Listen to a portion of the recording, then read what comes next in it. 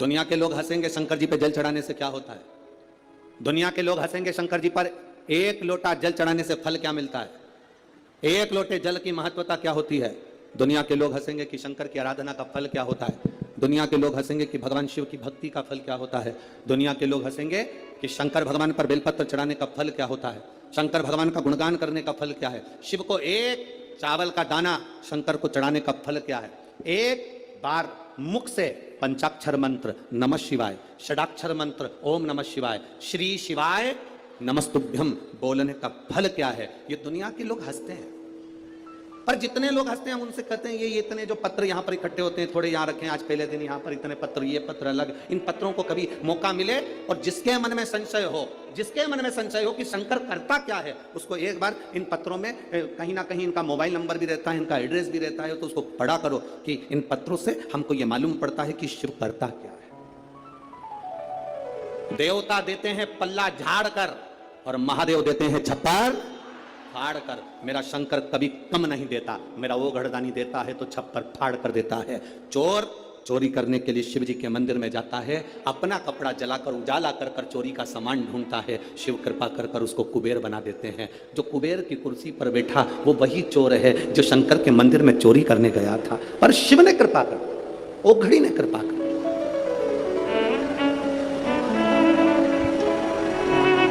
वो करुणा सागर। शंकर के जो भक्त होते हैं वो 3 बार रोते हैं। कितनी बार रोते हैं? 3 बार। शिव के जो भक्त होते हैं वो 3 बार रोते हैं। पहला, जब भगवान शंकर को पुकारते हैं, उसके हृदय में बड़ी तकलीफें होती है, कष्ट होता है, दुख होता है, तब वो भगवान को पुकारता है, तब रोता है।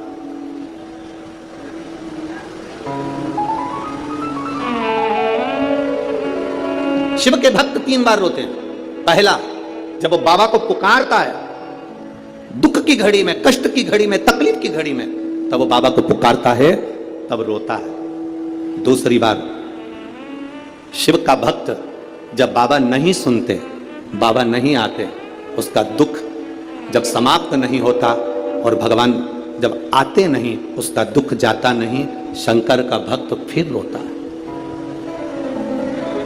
शिव के भक्त 3 बार रोते हैं। एक बार भगवान को पुकारते हैं तब, दूसरा भगवान नहीं आता तब, और तीसरी बार शंकर के भक्त तब रोते हैं जब भगवान मिल जाते हैं और उसका कार्य जब पूर्ण हो जाता है, तब भी वो रोता है, तब भी रोता है। शंकर के भक्त 3 बार रोते हैं। पहली बार जब भगवान को पुकारेगा तब रोएगा, दूसरी बार जब भगवान नहीं आएंगे तब रोएगा, और तीसरी बार जब भगवान आ जाएंगे तब रोएगा। तीसरी बार इसलिए रोता है कि मेरे जैसे पापी पर भी तूने कृपा कर दी। मैंने सोचा नहीं था कि मेरा महादेव एक लोटे जल से प्रसन्न हो जाता है और मेरे ऊपर करुणा कर देता है, तब भी रोता है, तब भी। बस आपका भरोसा, आपका विश्वास दृढ़ होना चाहिए, और जितना विश्वास, जितना भरोसा आपका पक्का होगा, उतना परमात्मा को मिलने में देरी नहीं होगी।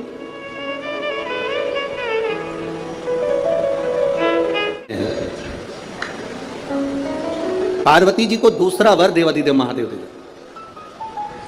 एक वर दिया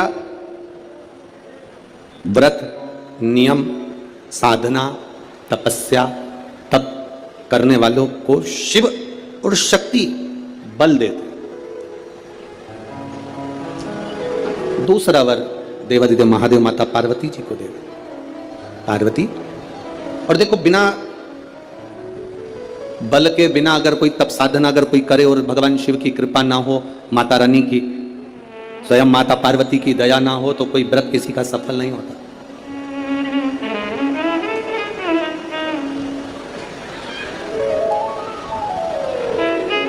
राजा प्रसेनजीत की 2 बेटी थी।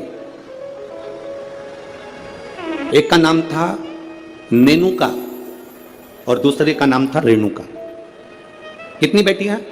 जम के बोलो जरा। 2। पहली का नाम क्या है? नेनुका, ना, एन, नेनुका पहली का नाम, और दूसरी का रेणुका, आर, रा, रेणुका। राजा प्रसेनजीत की दो बेटी है, एक नेनुका है, दूसरी रेणुका। नागपुर में भी कहीं ना कहीं रेणुका माता का मंदिर होगा, है? अच्छा, एक का नाम है नेनुका, दूसरी का नाम है रेणुका। अब देखिए तप का बल कैसे प्राप्त होगा। दोनों देवियों में विचार करिए, ये दोनों राजा प्रसेनजीत की दोनों बेटी है, रेणुका और नेनुका, ये दोनों बेटी राजा प्रसेनजीत।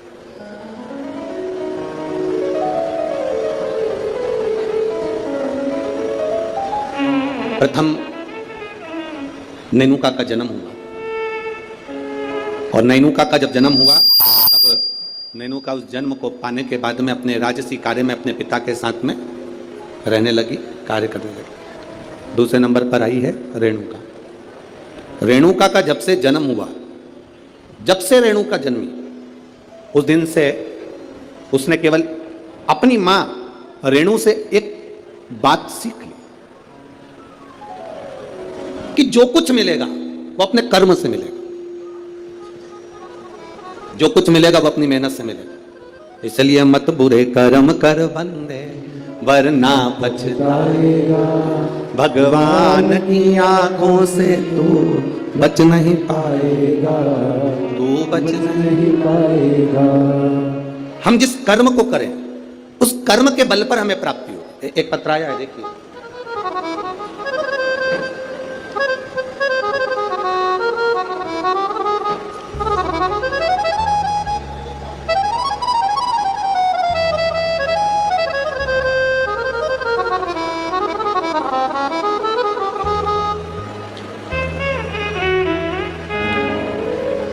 मैं पूनम लाला सेलोकर, गंगाबाग पारड़ी, गंगाबाग पारड़ी है, पारड़ी नागपुर। कहीं बैठी हो तो अपने हाथ हिला सकती हैं।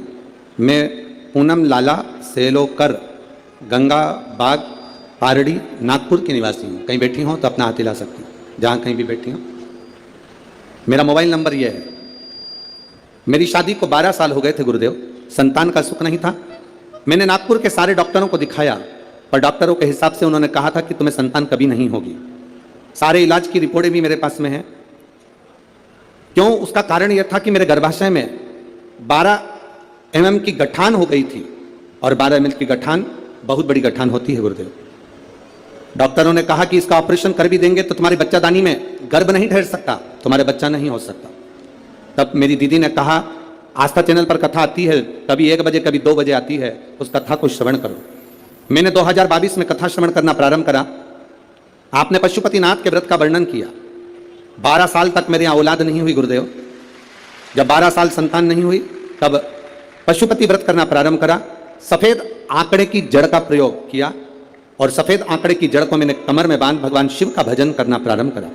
आपने पीपल के पत्ते का जो उपाय बताया वो मैंने किया, और गुड़ियारी रायपुर की कथा मैंने टीवी पर आसन लगाकर सामने टीवी को चालू कर पूरी कथा गुड़ियारी रायपुर की सुनी, और बाबा की कृपा से उसी महीने में मेरा गर्भ ठहर गया, और 17 जुलाई 2023 को मुझे पुत्र रत्न की प्राप्ति हुई है। मैं बाबा को यहाँ प्रणाम करने आई हूँ। कहीं बैठी हैं क्या? बच्चा लाए हैं? बच्चा लाए हो ले आओ, अगर लाए हो तो लेकर आ सकते हो। गुरुदेव, डॉक्टर के हिसाब से मेरे यहाँ कभी संतान का सुख नहीं था, उनके हिसाब से मुझे औलाद नहीं हो सकती थी, पर बाबा देवादिदेव महादेव पर जो विश्वास किया, भरोसा किया, जल चढ़ाया, जल का आचमन किया, ये शिव की कृपा से मुझे संतान की प्राप्ति हुई। ये शिव तक। एक पत्र और बड़ा सुंदर आया, देखिए।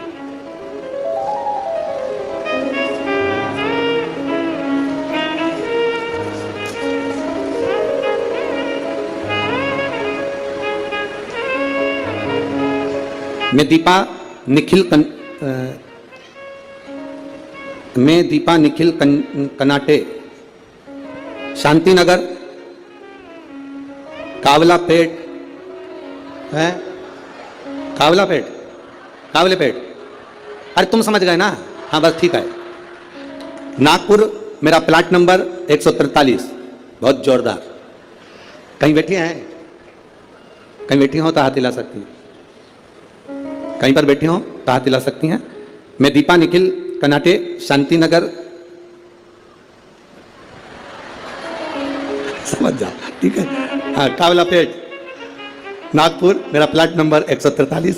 गुरुदेव, मैं बाबा का क्या गुणगान करूं, मेरी शादी को कई साल निकल गए, संतान का सुख नहीं था गुरुदेव।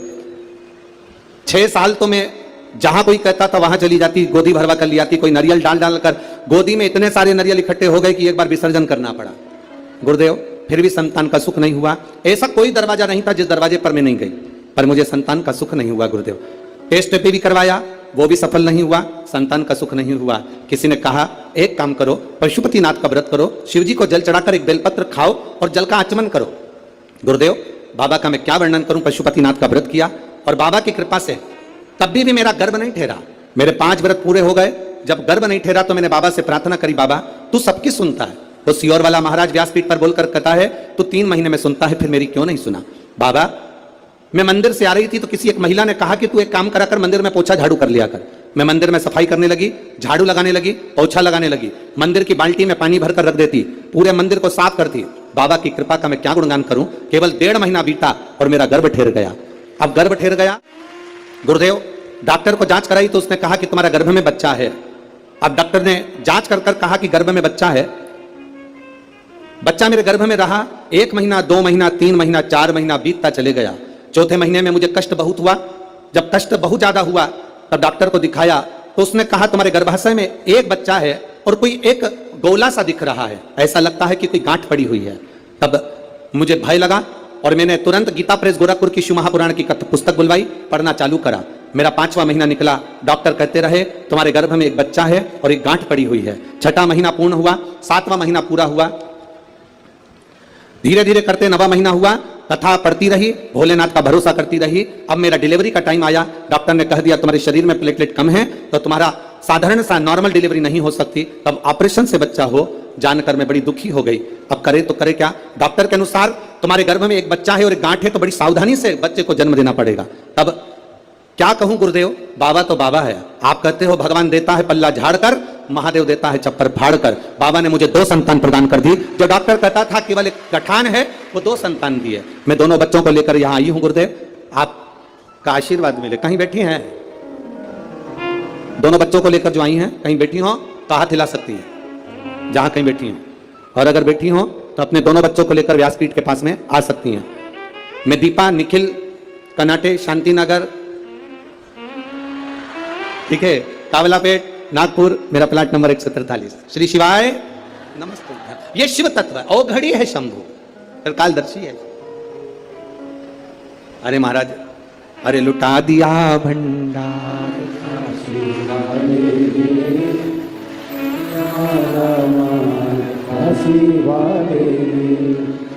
एक बात तो है, जितने लोग कथा सुनने आए हैं तुम पूरे की पूरे भजन याद करके आए हो, पक्का। बहुत बहुत साधुवाद। और एक बात तो है, विदर्भ विदर्भ है और नागपुर नागपुर है।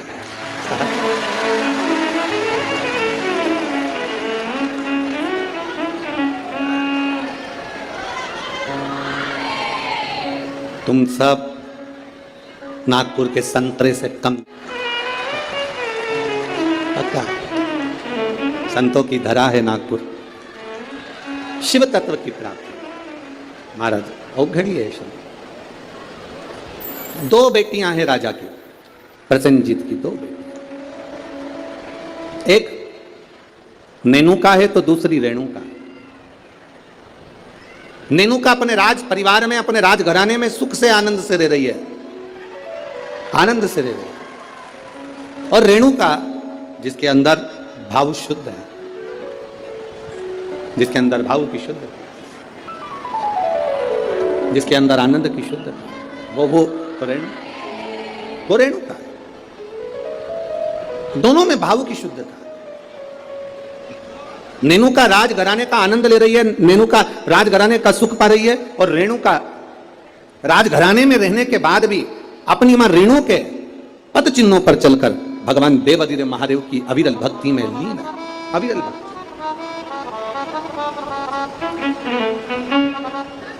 शिव भक्ति में लीन है वो।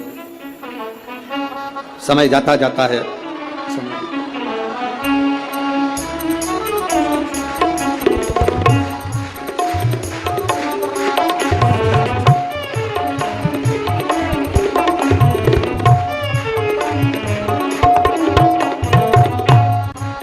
अब रोइए नहीं, खुश होइए। बाबा ने झोली भर दी ना, तो रोना नहीं है, अब तो खुश होना है। आप भी मत रो।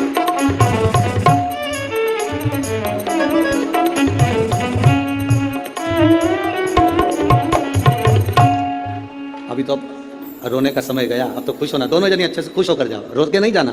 बाबा के दरबार से गोदी भर कर जा रहे हो, और क्या चाहिए इससे बढ़कर सुख क्या है? दोनों खुश हो। हरे लुटा दिया भंडार कर दिया माला, ये शिव भक्ति है, शंकर की उद्धार। शिव ओघड़ी है। जहां डॉक्टर ने कह दिया था कि नहीं होगा बच्चा, संतान का सुख नहीं है तुम्हारे जीवन में, वहां देने वाला कोई साधारण नहीं है। वो त्रिकालदर्शी, वो कैलाशी, वो अविनाशी शिव है, शंभु है, वो सहज नहीं है। शिव कथा कहती है, भगवान देवादिदेव महादेव का चरित्र कहता। शिव महापुराण की कथा कहती है, एक दिन राजा प्रसेनजीत ने अपनी दोनों बेटियों को बुलाया, और दोनों बेटियां जब धीरे धीरे बड़ी हो गई, बड़ी होने के बाद अपनी बेटियों से पूछा, बताओ बेटियों, तुम्हारा भरण पोषण करने वाला कौन है? तुम्हारी भंडार भरने वाला, तुम्हारा भरण पोषण करने वाला, तुमको रखने वाला, संभालने वाला कौन है? बोलो।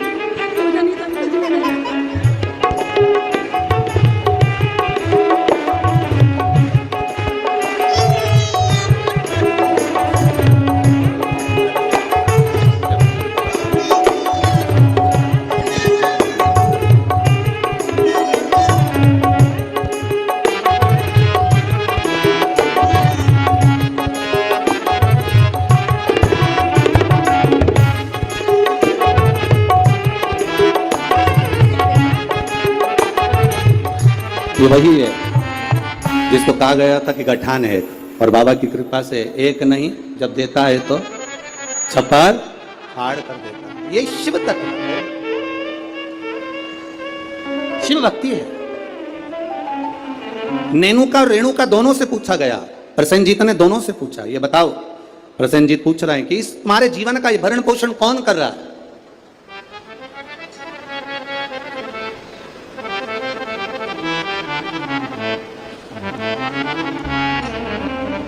नेनुका ने कहा, पिताजी मेरे जीवन का भरण पोषण आप कर रहे हो, मेरे जीवन को चलाने वाले आप हो, भरण पोषण करने वाले आप हो।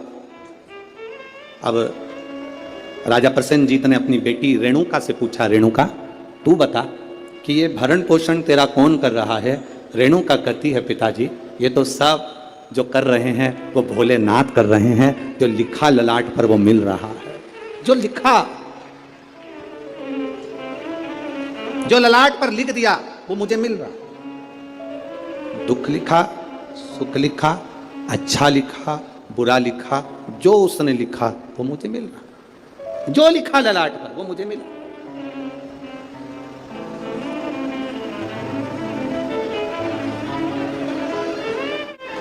और तेरी कृपा बिना ना हिले एक भी अणु, लेते हैं श्वास तेरी कृपा से तनो तनो। जो ललाट पर लिख दिया वो कोई टाल ना सका।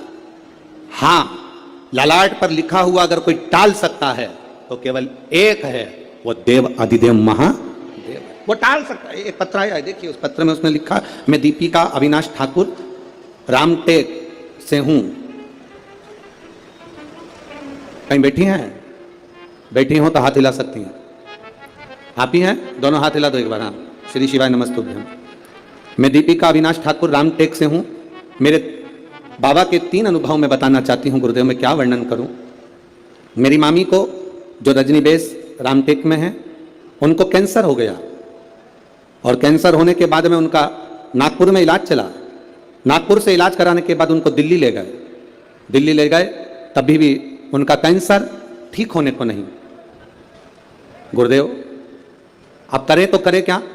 तब बाबा देवादिदेव महादेव पर विश्वास रखकर दिल्ली से दिखाने के बाद में वो ऑपरेशन का बोले पर हम उनको लेकर आए और गुरुदेव शिवजी पे चढ़ी हुई बेलपत्र उनको खाने के लिए देने लगे। शंकर पर चढ़ा हुआ जल उनको पीने के लिए देने लगे। मैं बाबा का क्या गुणगान करूं गुरुदेव। आज बाबा की कृपा से जो मेरी मामी जी को कैंसर हो गया था वो पूर्ण तरह से ठीक है, इसलिए मैं बाबा को यहां नमन करने के लिए। आराम है बाबू? दोनों हाथ हिला दो एक बार। श्री शिवाय नमस्तुभ्यम। गुरुदेव शिव कृपा इसी को कहते हैं। गुरुदेव बाबा जब देता है तो साधारण नहीं देता बाबा। गुरुजी आप कहते हो कि सारी समस्या का एक लोटा जल है हल, पर निवेदन करूं गुरुदेव बेलपत्री में भी वो बल है कि साधारण व्यक्ति उस बेलपत्र को समझ नहीं सकता। ये शिव तत्व की प्राप्ति। बैठिए बहन। शिव वो क्या दे रहा है, क्या कर रहा है, ये उसके ऊपर निर्भर है। नागपुर वालों आप लोगों को मौका मिला है 5 दिन की कथा का।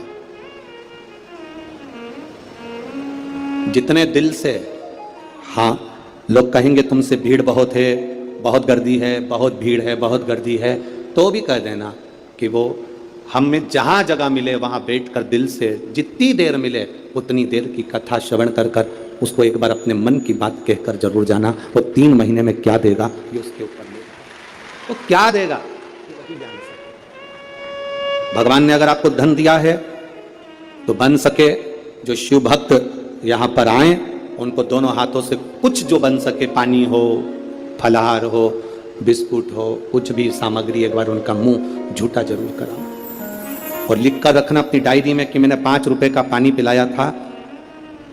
3 महीने इंतजार मत करना, 1.5 महीने में इंतजार कर कर बताना कि वो 5 रुपए का जो पानी पिलाया वो 3 गुना हुआ कि नहीं हुआ, 4 गुना हुआ कि नहीं। उसका फल क्या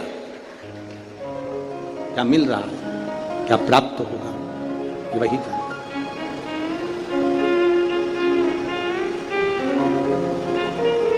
वो क्या प्रदान करता है उसके ऊपर निर्भर है। नेनुका ने कह दिया मेरे पिताजी पालन कर रहे हैं, मेरे पिताजी संभाल रहे हैं, और रेणुका कहती है मेरे पिता नहीं, ये तो भोलेनाथ ने जो जीवन दिया है वो चल रहा है।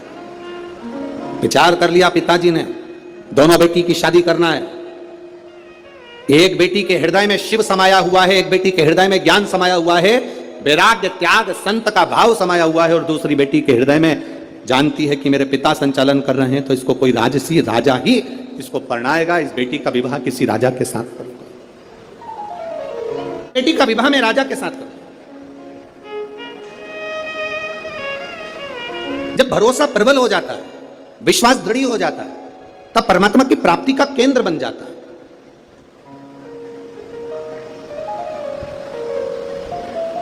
अभी हम आ रहे थे, जब आते आते देखा कि लोग टेंट के बाहर, पंडालों के बाहर लोग धूप में बैठे हुए हैं। बहुत गर्मी है, धूप अपार, पर आप प्रयास करना। 2 बजे कथा चालू हुई, 5 बजे तक चलेगी। 2 बजे से 5 बजे तक जो धूप में बाहर भी बैठे हैं वो अंदाजा लगाकर बैठना कि 2 बजे से 5 बजे तक आपको कहीं धूप दिखी, कहीं धूप नजर आई, कहीं धूप लगी। वो छत्र छाया कर कर बैठता है। साधारण नहीं है मेरा शिव, साधारण नहीं मेरा ऊपरी।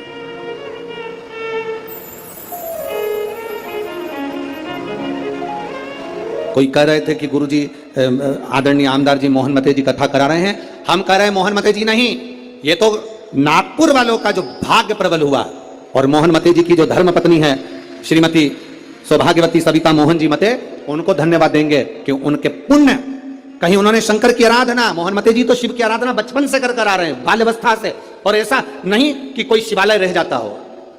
शिवरात्रि पर भी भगवान शंकर के मंदिर में जाना, श्रावण के महीने में शंकर की आराधना करना, शिव भक्ति को अपने हृदय में बिठाना, तो कहीं ना कहीं शंकर की जो करुणा हमारे पुण्य की। एक बच्चा एक गुल्लक भरता है तो फोड़कर गिफ्ट लाता है, फोड़कर जब गिफ्ट लाता है तो वह अपने प्रयोग में लेता है। जब हमारे पुण्य की गुल्लक भराती है तब जाकर अपने परिवार में, अपने क्षेत्र में एक बार शिव महापुराण की कथा हो पाती, तब जाकर कथा हो।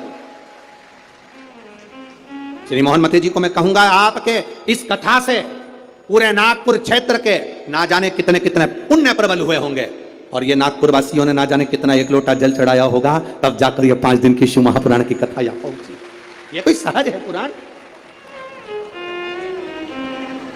बोल बम का नारा है, बहुत अपने पुण्य की प्रबलता हुई, तब जाकर ये शिव महापुराण की कथा हमारे जीवन में एक बार श्रवण करने का सौभाग्य अपने क्षेत्र में, अपने नगर में, अपने गांव में मिल रहा, तब मिल रहा।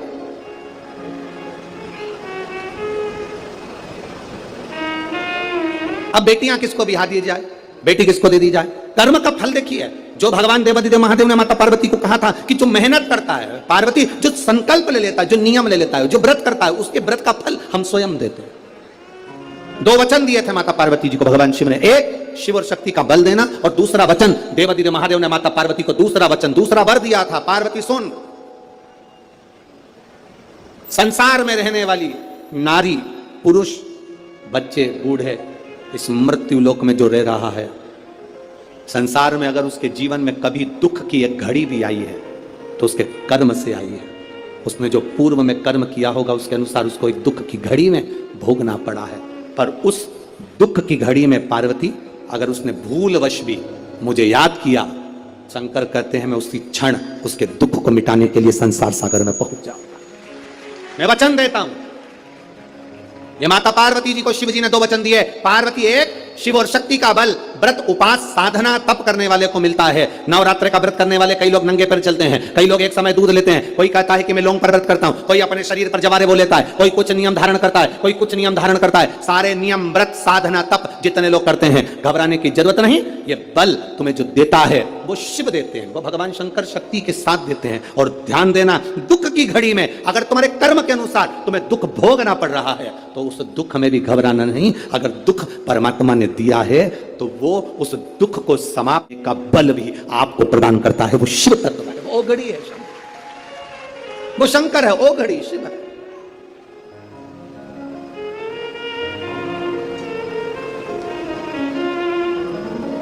वो शंभु है। आपके बल को जो बढ़ा रहा, आपके विश्वास को जो दृढ़ कर रहा। महाराज राजा प्रसेन ने विचार कर लिया, दोनों बेटी का विवाह करना है। नेनुका का विवाह करूंगा किसी राजा के साथ और रेणुका का विवाह करूंगा किसी ऋषि के साथ। नेनुका सहस्त्रार्जुन को दी गई, जिसकी हजारों भुजाएं थी, खूब राजसी ठाठ था, खूब बल था। नेनुका सहस्त्रार्जुन को दी गई, जितने रावण को भी अपने काबू में कर रखा था। ढेर बल था सहस्त्रार्जुन के पास में, ढेर संपदा थी सहस्त्रार्जुन के पास में। बड़ा प्रबल, बड़ा वीर राजा था सहस्त्रार्जुन, बड़े प्रबल थे सहस्त्रार्जुन। सहस्त्रार्जुन साधारण नहीं थे, बड़े प्रबल, बड़े वीर। जो रावण को भी अपने कब्जे में रखता हो वो साधारण नहीं हो सकता है।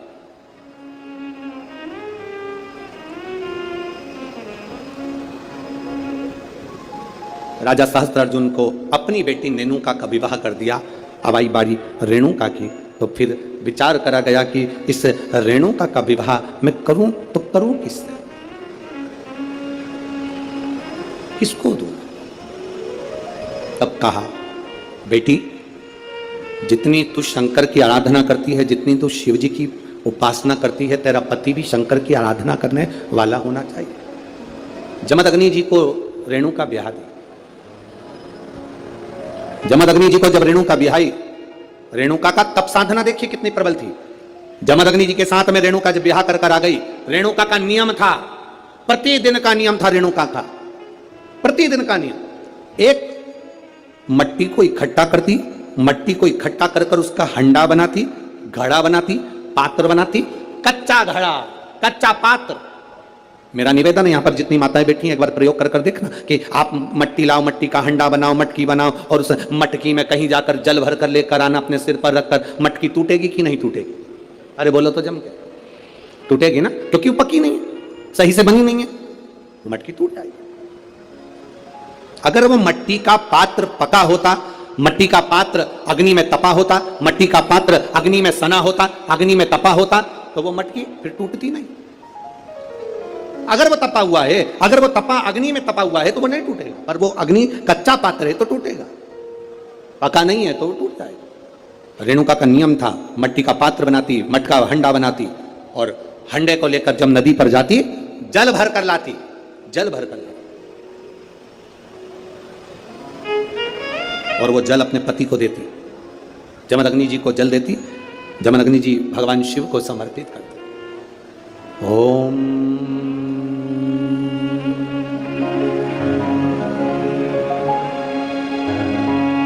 नमः शिवाय।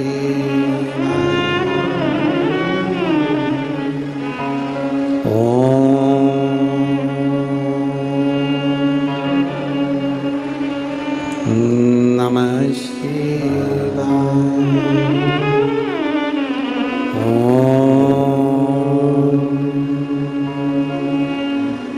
नमः शिवाय।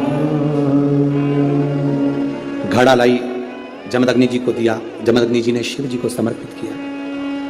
कच्चे घड़े में जल भरना, लाना, शंकर जी के लिए अपने पति को देना, समर्पित करना।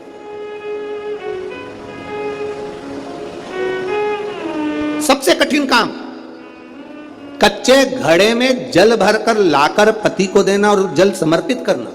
एक बार जमदग्नि जी के मन में एक भाव प्रकट हो गया कि मेरी पत्नी रोज घड़ा बनाती है, रोज हंडा बनाती है, रोज कच्चा घड़ा तैयार करती है और रोज जल भरकर लेकर आती है। मेरी धर्म पत्नी, आखिर ऐसा क्या तप साधना, ऐसा क्या तप बल, ऐसी क्या प्रबलता जो कच्चे घड़े में जल भरकर लाती है? कच्चे घड़े में जल भरकर लाना।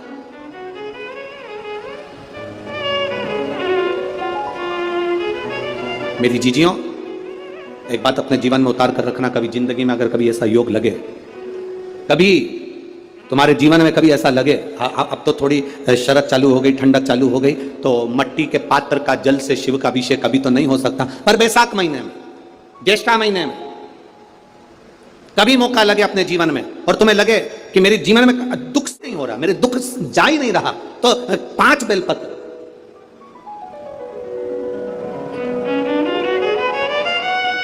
5 बेलपत्र। एक आप लोगों को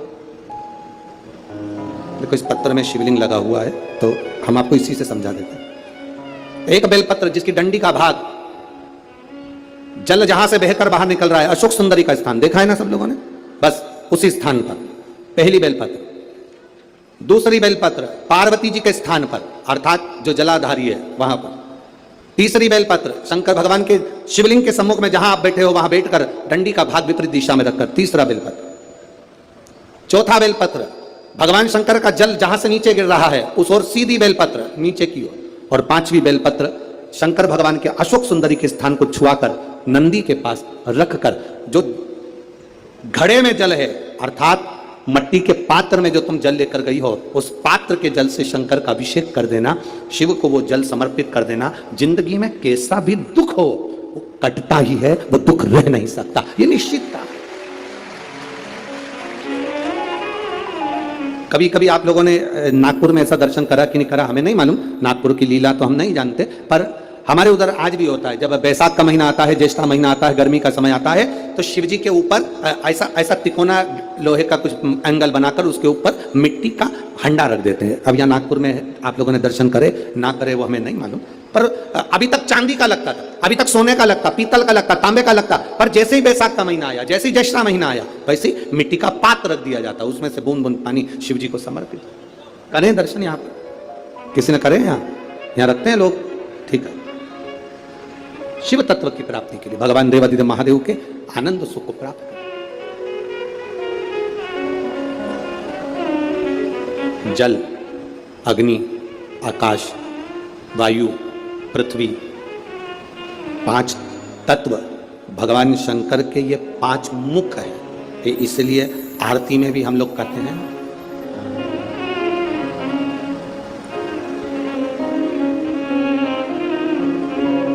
पंचानंद भोले पंचानन राजी, हंसासन गरुड़ासन हंसासन गरुड़ासन वृषवाहन साजे। ओम जय शिवा ओंकारा दो भुज चार चतुर्भुज 10 भुज अति शोभे। बोले 10 भुज अति शोभे। अब 5 मुख पंचानंद शिव है। जल, वायु, आकाश, अग्नि, पृथ्वी, ये पंच तत्व शंकर के 5 मुख में विराजमान। 5 मुख। शिव की पंचायत में 5 देवता। कितने देव हैं? 5। पहला देवाधिदेव महादेव, दूसरा गणेश जी महाराज, तीसरा भगवान नारायण, चौथा सूर्य नारायण भगवान, और 5वां नंबर पर है मां दुर्गा भवानी अष्टभुजा धात्री मां देवी मां दुर्गा। ये 5 शिव पंचायत में 5 देवता। फिर से बोलिए, पंचायत में 5 देव कौन से होते हैं? पहला शिव जी, दूसरा गणेश जी, तीसरा भगवान विष्णु, चौथा भगवान सूर्य नारायण, और 5वें मां दुर्गा भवानी। ये 5 शंकर की पंचायत के देवता हैं। शिव पंचायत में ये 5 रहते हैं।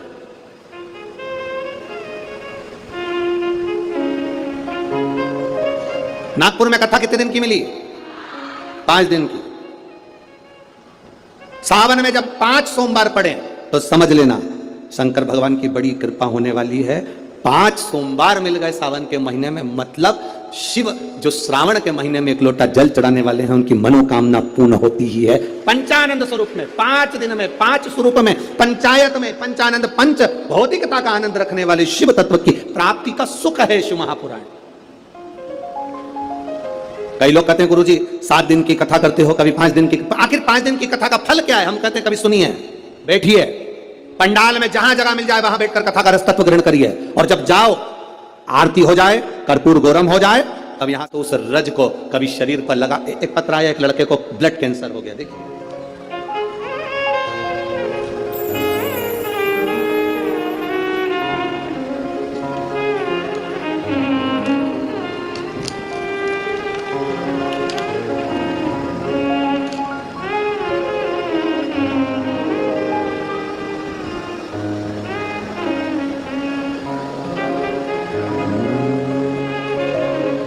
शंभो शरणे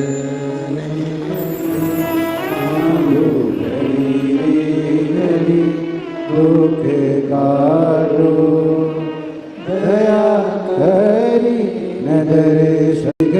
शुभ महाराष्ट्र राज्य, कहीं बैठे हो तो हाथ हिला सकती हैं, कहीं बैठे हो तो हाथ हिला सकती हैं, जहां कहीं बैठी हो। गुरुदेव हरि शंभु शर। आपको लगे साड़ी 200 रुपए की है, दुनिया के लोग कहेंगे कि इतनी सस्ती साड़ी पहनती है, उस साड़ी को महंगा करना है तो क्या करोगे? उस साड़ी को महंगा करने का सबसे सुंदर तरीका, 200 रुपए की साड़ी को भी शंकर भगवान को एक बार स्पर्श करा देना, उसको छूने से उसकी कीमत बढ़ जाती है, केवल स्पर्श मात्र से। अब वही 200 रुपए की साड़ी पहनकर जरा मार्केट जाइए, वही 200 रुपए की साड़ी पहनकर अपनी सहेली के घर जाइए, वही 200 रुपए की साड़ी पहनकर अपने परिवार में जाइए।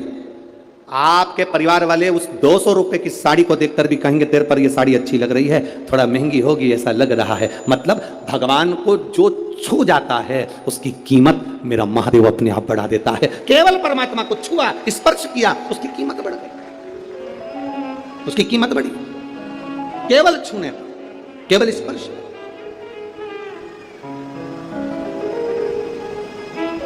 अरे भाई, शिव महापुराण की कथा कहती है जैसे किसी के यहां कोई मर जाता है तो पूरे परिवार में सूतक लग जाती है। बोलो री जी सही है कि गलत है? अरे बोलो तो जम के, लगती है ना। परिवार में कोई मर गया, पूरे परिवार को सूतक लग जाती है। जैसे मरने की सूतक पूरे परिवार में लगती है, उसी तरह परिवार का एक व्यक्ति भी अगर शंकर की कथा सुनता है तो पूरे परिवार को पुण्य लग जाता है। पूरे परिवार, एक व्यक्ति भी अगर कथा श्रवण कर रहा है, परिवार का एक कोई मरता है तो पूरे परिवार में सूतक लगती है। उसी तरह हम कोई अच्छा काम करते हैं, शिव जी को 1 लोटा जल चढ़ाते हैं, कथा श्रवण करते हैं, भूखे को भोजन, प्यासे को पानी पिलाते हैं, तो उसका जो पुण्य की पुण्य का जो फल है वो किसी एक को नहीं, घर का एक व्यक्ति करता है और पूरे खानदान को उसका पुण्य फल प्राप्त हो जाता है, पूरे खानदान।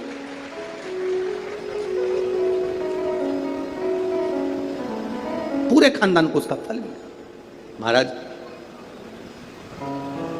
शिव कथा कर रही है,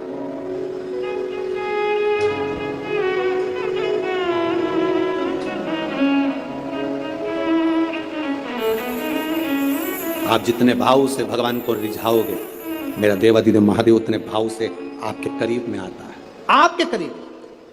जितने स्नेह से आप रिझाने का प्रयास करोगे, जितने स्नेह से आप उसको पुकारने का प्रयास करोगे, उतने स्नेह से वो आपके करीब में आता है।